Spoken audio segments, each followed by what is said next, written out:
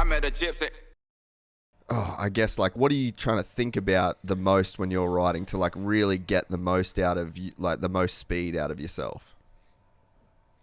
Like, I truly believe they shouldn't make the bike faster anymore. You need a super, super fast bike for the start, especially in the MXGP series, because in America, you got the tracks are so wide and so grippy and so many lines already. You could really pass basically anywhere. While in Europe, when you go to most of those tracks, you can barely pass because it's just got one line. So you need a super fast bike for the start. And the tracks, they're still running the same tracks in Europe where they were running like freaking 30 years ago when the bike had half of the power. Yeah. So to me, I believe there's so many injuries because the bikes are just so super fast, while the tracks, they're still like 30 years ago. So the bikes kept developing, but the tracks didn't. So sometimes I believe that the bikes are too fast for the tracks. In Europe, I don't believe in America, because I believe the American tracks are more safe, they're more wide, they are, which I think they're better because they have way more space. But so yeah, I think once again a lot of things has changed, and the style has changed, and I think the technique on the bike just kept developing and is still developing every single year, because everybody wants to have the best bike and better suspension, more power whatsoever, more usable power. And you could also see on Supercross, like the tracks are, because the stadium is just as big as it is, but the bikes keep going faster. And I think in the times when Baba was racing 125 and on the two-stroke days, they could really do something because they didn't have so much power. They could really like do triple. All the other guys were doing double just because of lack of power. But now everybody has so much power, it's so difficult to make up ground, and to do something special. Because I don't know if you remember the days when Baba was putting out some quads on a 125, and you could just do that because he was so much better. But today, everybody just does the same thing because everybody has a lot of power, and you cannot do anything special anymore. So that's why I think right now, if you could see, there's so much injuries, while in the past there was way less injuries, because also the bikes were just slower, Yeah, definitely. So there's probably some good stuff, I guess, to talk about here, just like with topics recently. But I didn't know as much, and maybe you guys are running a bit of different stuff in Europe because you guys actually have unlimited factory bikes. But do you think that we're starting to get into the territory where there's too much electronics? Because, so I know, like Casey Stoner, he would always say, I wish there was no electronics in MotoGP, because it's crazy in that sport what they can do. But do you think, like, at your factory level, do you think teams are really starting to try and introduce electronics in, like, the way that MotoGP, it's like sort of went into MotoGP the way it did? Yeah, like when we were testing in the winter, they can just like a few horsepower away just by changing the ECU box, They can, whether just like putting my bike on a computer, and probably it works the same with a Honda or a Kawasaki or Yamaha, where the ECU, you just put a computer on there.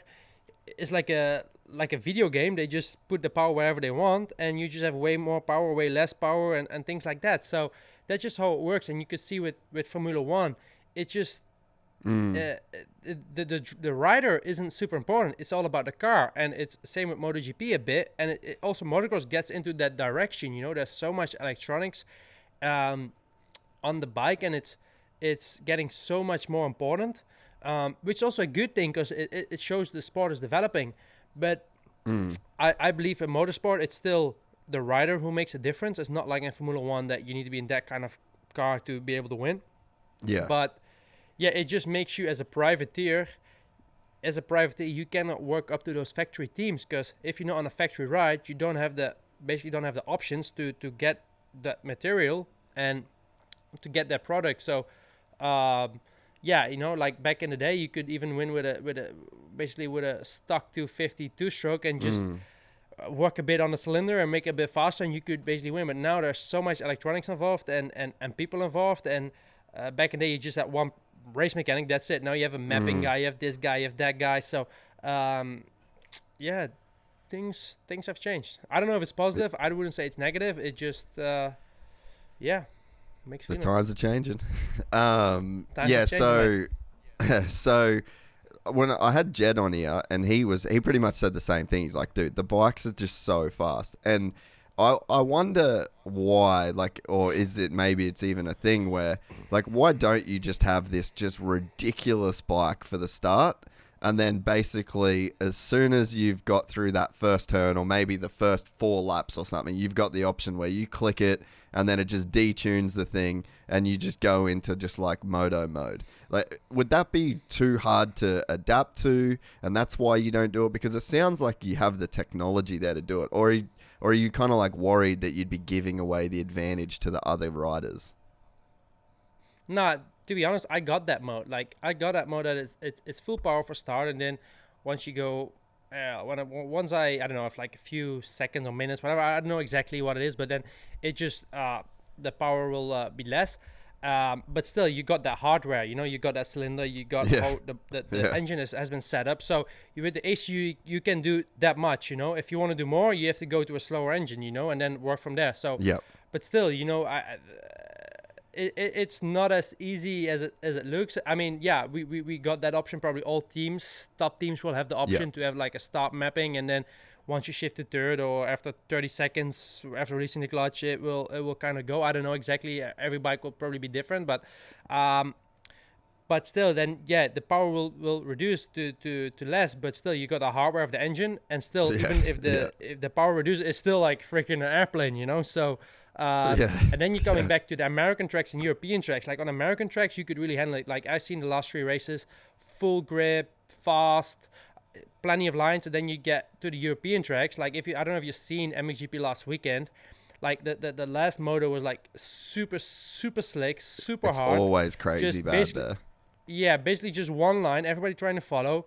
Couldn't really pass, so that's why on European tracks you need that for the start, but then at the same time for racing in America you can use that power, but in Europe it's hard to use it because it's just the tracks are different, you know. We're excited to announce the launch of our new membership site, gypsytales.com, packed with exclusive content and perks that you won't find anywhere else. This is your chance to become a part of the Gypsy Gang. And as a special bonus, if you sign up to an annual membership, you'll be entered into the draw to win our custom-built TC125. Gypsy Gang.